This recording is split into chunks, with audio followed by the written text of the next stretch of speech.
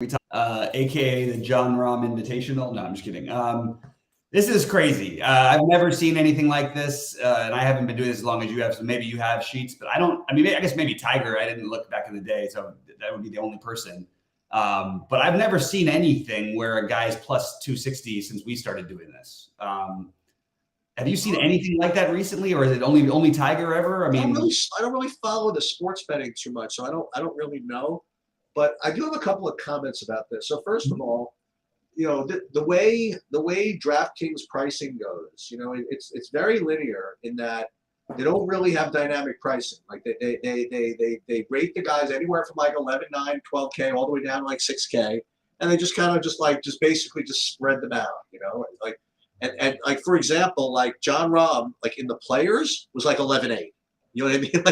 Like in top competition, he was 11.8, and now he's 12K against a substandard, a lower level group.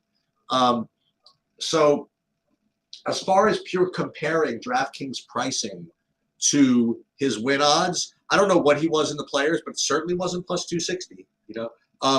And so you think there's some natural line value, right, in playing him in DFS just because 12K is somewhat cheap.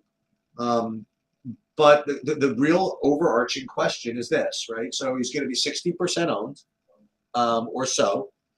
And the real question, which I don't know the answer to, is does he need to win for your lineup to win, okay, if you play it? And given that he's 60% owned, I think it's worth noting that even though he's plus 260, what that means for real is that if they're giving you plus 260, that he's really probably plus 300, right, to actually win the thing. Mm-hmm. So he's going to win this about 30% of the time. Okay, about 30% of the time, maybe even 25% of the time. So if in fact he needs to win, and he's only going to win 25% of the time, and he's going to be 60% owned, it's probably a shitty play. Now, within that, there's incredible assumptions that are really flawed and fishy, like what I just said. Like number one, that he needs to win. Okay, you don't know if that's true. Number two is maybe for you to hit first place. If you play him, you need to win. He needs to win. That doesn't mean that you can't play him in your lineups. Not though. I mean, like he could come in fifth, and you get your other guys right. Like that's true. That is true. But those are just overall other things. And the other thing is, if you were going to bet this, we're going to do this from a DFS perspective. But if you're going to bet this from like a sports betting perspective, and I put my the sports betting stuff up on here, this is just like when Steve and I sometimes analyze a horse race like this.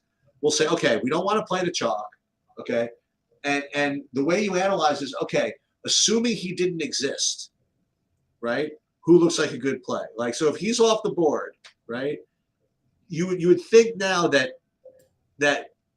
Finau, I probably wouldn't consider him like twice as likely to win as all these other guys, right?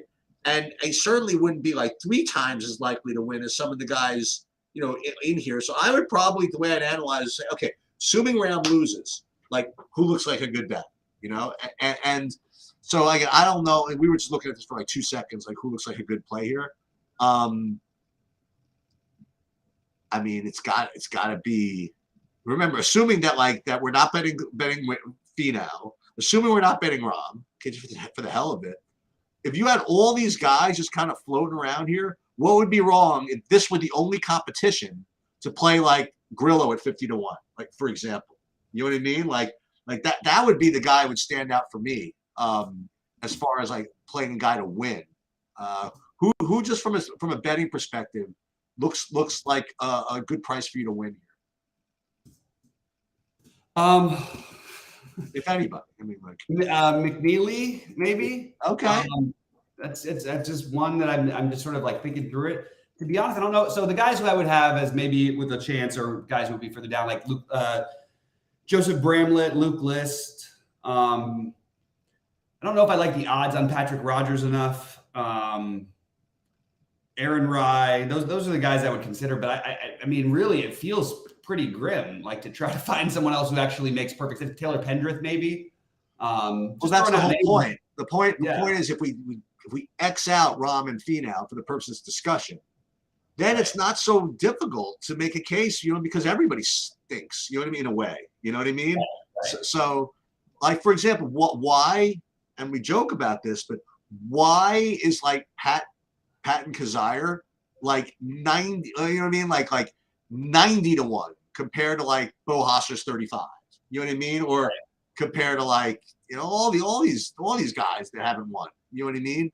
So, yeah. So from a betting perspective, maybe I will. Maybe I'll flick in a Grillo or something like that, or Taylor Pendrith at 55 to 1. Listen, you're going to need Rahm to have a crap week for you to win anyway. So presuming that he's going to win, you think that he's not going to win, then Finau would be the natural like other guy people would play, so we can't play him, right? So it'd be like all this other stuff. And I wonder if that's the way you're supposed to analyze from a DraftKings perspective too. But let's do what we usually do. Let's go into the lobby. Yeah, we'll go tier by tier, and then we will get it going here. Okay, cool. Sounds good. So do you like either of these guys in DFS, Rahm and Finau? I mean, I'm gonna play some of them. Like I'm struggling with this because I know that we're supposed to get different and everything. Maybe there's just enough other places to get different. I don't know how with the Rahm thing, especially.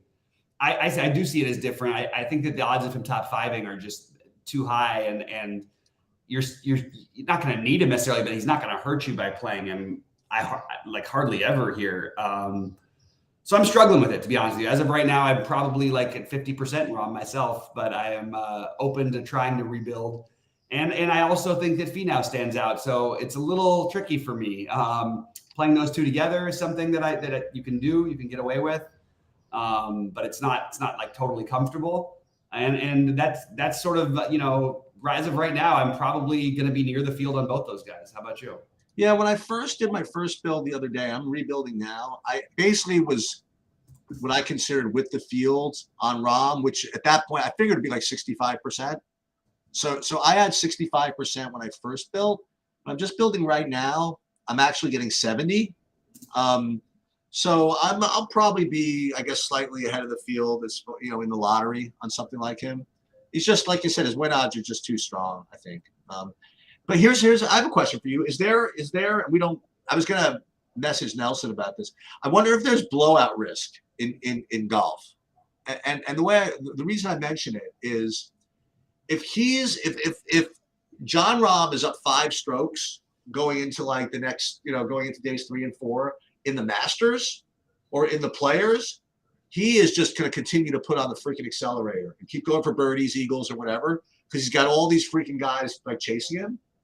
But if he's up 5, like after 2 rounds with, Alejandro Tosti, like in second or something like that, like, is he not just going to just go for his pars? Just do what he got? No, you think he's still going to put on the hammer? Yeah, not Rahm. He's going to try and go win by 15 strokes then.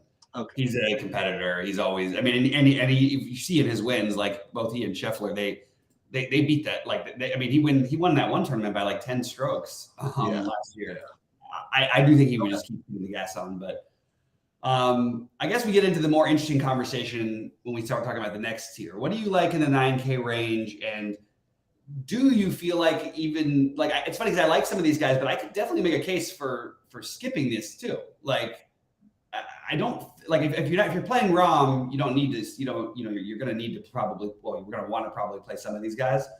If you're not playing Rahm, if you are playing Rahm, you can definitely skip this range if you want to. That's what my first look was. What do you think about this? Yeah, exactly the same. My first builds, of 150. I mean, I'd be getting like 14% like Wyndham Clark and like 11% Patrick Rogers, and then everybody else in this range would be like under 5%.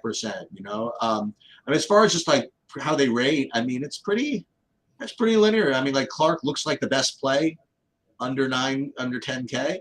But I do have Patrick Rogers for whatever it's worth. I have him as only 10% ownership, which is It's pretty intriguing. As actually all these guys like Woodland, 12%, Benyon, 11%.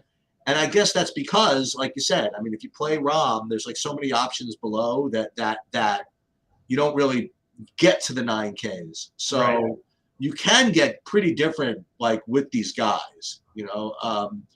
I don't know if I have it in me to do it in the big buy-in, but I certainly wouldn't fault you for taking shots. At on 11%. Woodland 12%, Patrick Rogers 10%. I think Wyndham Clark is probably a little bit too popular for me to get to, unless I just get to him, right? Right. But yeah, that's probably where I am in the 9Ks. Yeah, so I like the. I mean, the guys for me would be Patrick Rogers. You mentioned I like Patrick Rogers here.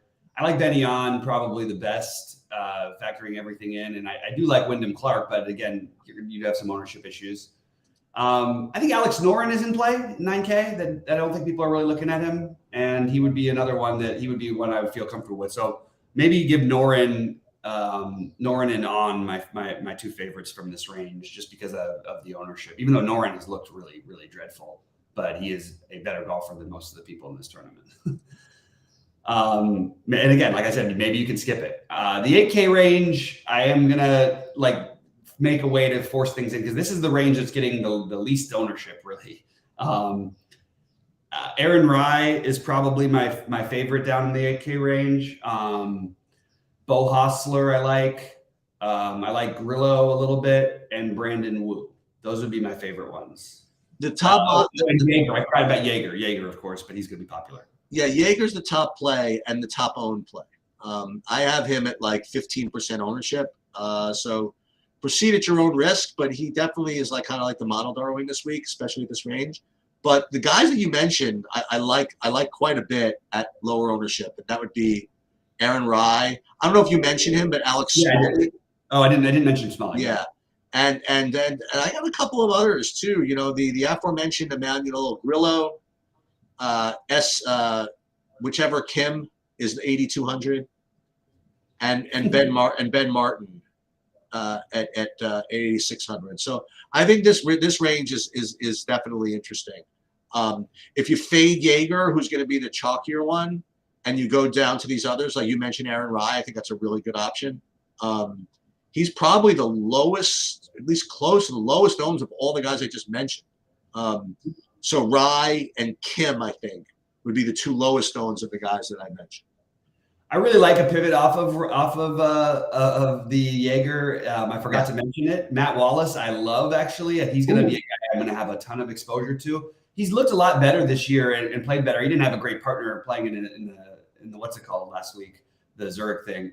But I do like Wallace. I think he's on an upward trend in his career, and I think that maybe attacking him while we're still getting him at low ownership is a good idea, and sort of people aren't paying attention. He's a guy I could see coming out of nowhere and really competing in this tournament. So I guess I'll make Matt Wallace my favorite play actually from that range. I do like a lot down here in the 7K range. We'll go 7,500 to 8K.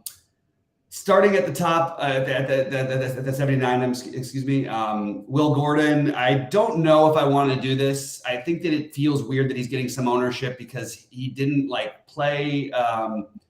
He missed a couple. I don't know. Whatever. I'm up in the air with Will Gordon. I guess that's the best way I can put it. The guys I really am high on are Luke List and Joseph Bramlett. And those will be the ones I'm heaviest exposed to, other than, as we always do, in these tournaments, I'm going to always play the general. So Kazire is the next one for me, and then Dylan Wu being the last one. I think you hit on them. So wait, so Will Gordon you mentioned. So we're counting 7,500? Yep. Okay, so I'll get one more for you. So Will Gordon, I hit him. Bramlett, you got that. Luke List. I don't know if you mentioned Lee Hodges. But I'm getting Lee Hodges as well. He's actually probably the most popular of all the guys I just mentioned, actually. I have him at 11%, very similar to Will Gordon, actually. But I also am getting at 7,500 Eric with a C Cole as playable. Like my initial bill would have 18% of him, which is certainly going to be significantly more than his ownership. I'm getting to him as well.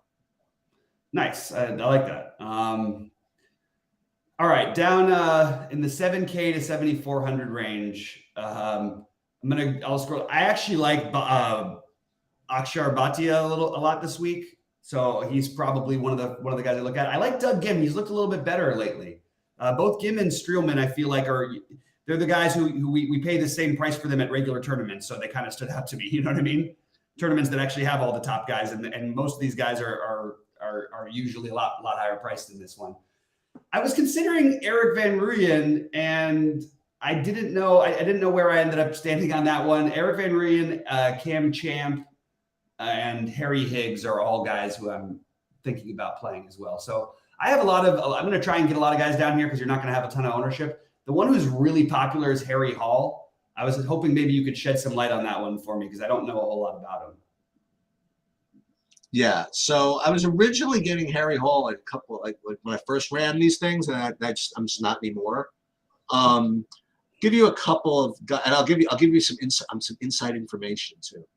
So I actually have only 2 guys that I'm getting more than 10% of in the 7,500 below, 7,400 below. One of them is my once and future hero Austin Eckroat at 7K. I'm getting a decent amount of him, and then another guy who I have been told, this is not a joke. I have been told that this player is quote unquote really feeling it, and that quote unquote you should bet on me.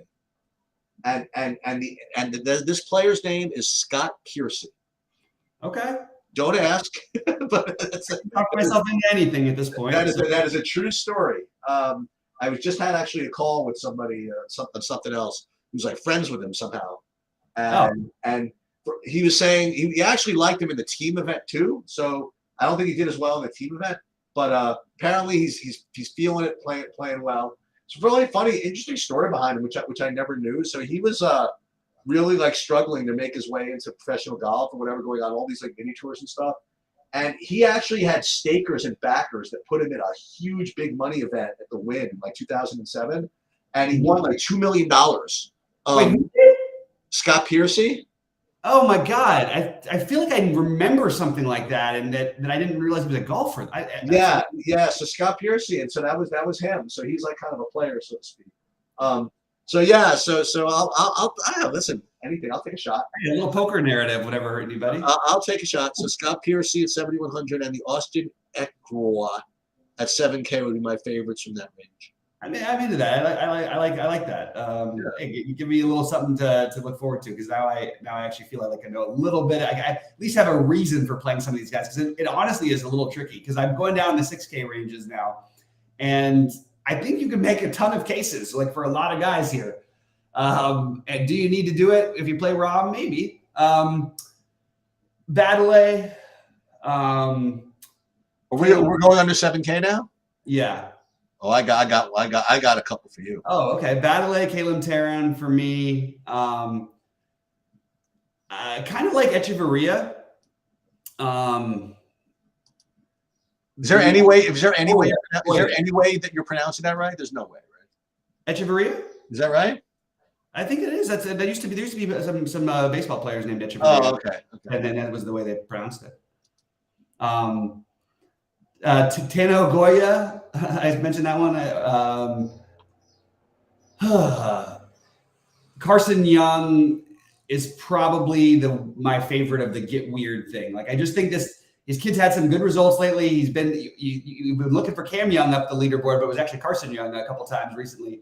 And I just had him as a note, but I don't have I don't think I named your guy. So why don't you let me know who you have? Is it? Hang on. I just want to confirm this. So you actually did hit on one of them. That would be whatchamacallit. That would be who's the guy with the funny name that you mentioned? Echeverria?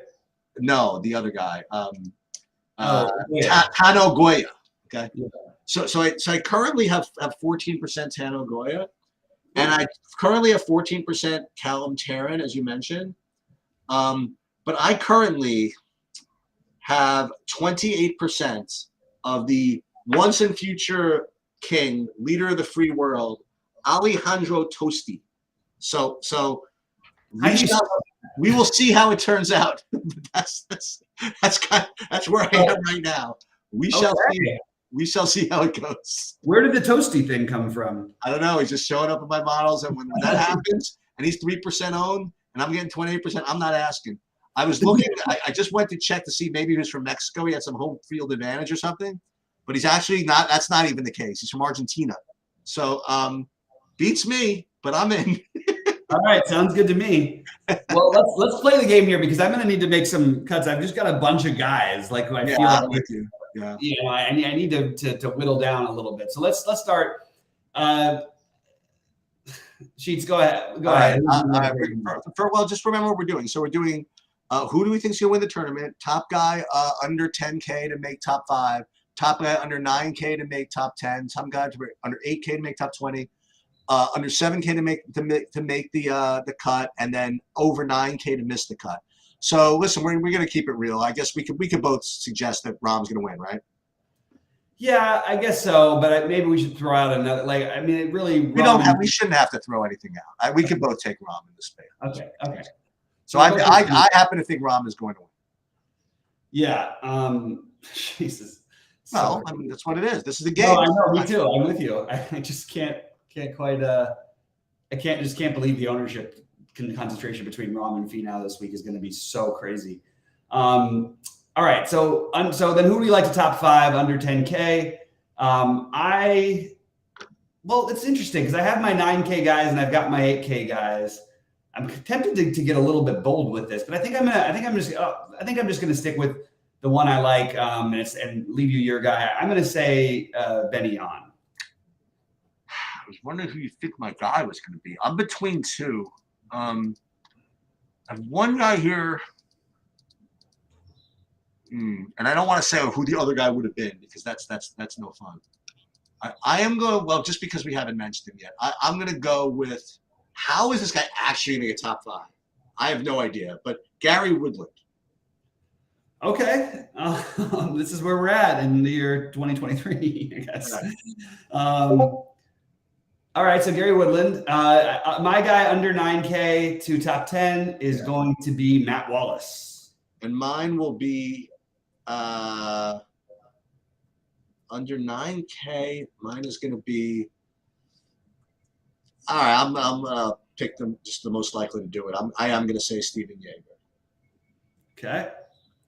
All right, why don't you lead off the under 8K here? Under 8K to finish top 20. I will, in fact, well, you know what? I'm going to go with a little distance here. I'm going to go with Joseph Bramlett. I was deciding between Bramlett, List, and Kazire. So I will say List because everybody knows I'm already going to play Kazire. So under 7K just to make the cut. Under 7K to make the cut. A guy who I didn't really talk much about. You know what? I'm going to say Austin Smotherman. Am I really going to say that, actually? Is that my favorite one? I don't even know that it is. I just sort of panicked there. You know what? I'll take the Goya to your Toasty. Is that who you're going to go with? You're going to take the Goya to my. All right. So what I'm going to do is I'm going to set up the low-owned combination of Percy with Piercy. So I'm going to go Cameron Percy to make the cut. Percy Piercy. Go with Scott Piercy to do something. Yeah. Hey, man, that'd be nice. Maybe he can return some of that couple million. Percy Piercy. That's going to be it. How about over 9K to miss the cut? I think we're all going to miss the cut. How about over 9K to miss the cut? Oh boy. Okay, so I guess Davis Rod. No, I'm just kidding. He's got a shot. It's weird because I actually like the upside for this guy, but I'm still going to say Trevor McNeely. I just keep saying McNeely for everything. That's where I was going to go. I'm going to go with the other one like that, and I'm going to go with Alex Noren. Okay. Both these guys, by the way, they're both making the cut, probably. Yeah, But that's what. Well, in the same way that Gary Woodland's probably not making the top 5. So he might go. I mean, he really could. Like, it's not impossible. Why not? that's nothing. Listen, nothing's impossible, including what's this now? What's his name again? Including whoever the hell I said I had 28% of. Oh, Alejandro Tosti. Let's go. The Toasty Piercy combination. The Toasty Percy Piercy. Toasty Percy Piercy. And leaving 11,000 on the table. Yeah, so we'll throw in Goya then, and then play Rahm and Finau. This is what this tournament's going to be. By the way, this is going to be a weird one. I'm kind of looking forward to it. Hey, look, if they put a $200K for first place tournament out there, it's certainly. So look at it another way. Okay, we're going into like day 2, and they're day 4. Okay. And they're interviewing somebody, and we have to visualize this. But the person they're interviewing is like, this is going to be an interview. So how does it feel to be in the final pairing with Jon Rahm? You know, given your lack of experience, I don't know, man. I don't know, Jim. I'm going to do the best that I can. Obviously, Rahm's the best. So who is that guy going to be? Like, who's going to be the guy no one's heard of that's in the final pairing with Jon Rahm, who ends up losing by like 11 strokes? But that's the guy that you're going to want. So is that going to be? Come, let's go for a full profile of Alejandro Tosti, or of it could be like a Callum Tarrant who's been kind of lurking about, you know. Yeah. Or it could be anybody. I'll tell you this: if it's freaking Rahm and Finau, I'm gonna turn my TV off. You know what I mean? Like I'm just so not interested in that. I know. So my sneaky one for that conversation would be Matt Wallace. And he would say he won't give you the response you're saying. He's got a little fire in him. He would say He would say something like, "Who am I paired with?" Yeah. So wrong. Who's that? I just focused on my I didn't check the board yet. Who am I? Who's with me? Yeah, am I ahead? That's right. But I do like that Matt Wallace. He's the crazy long shot odds one that I would look at actually now that I think about the bets. Okay. But anyway, it should be fun. We will, I'll post some lineup builds a little bit later. These Wednesdays, it's a busy, just to give everybody a heads up, it's a busy Wednesday for day stuff for baseball. And then we're going to do some basketball next. But then we've got tomorrow is going to be a real dud of the day, early baseball game. So there's going to be very little in the afternoon and stuff. Oh, is that right? Yeah. And as far as my content goes on sometimes on those days, because especially when we have multiple sports, I tend to because they did multiple slates. Sometimes I'll just post in premium Discord rather than loading it on the site when I don't have the time and I'm just jumping around. So just wanted to give you guys a heads up for that. Okay. Anyway, guys, good luck to everybody, and we'll see you shortly. Hopefully somebody can take something down this week. Really, really strange week.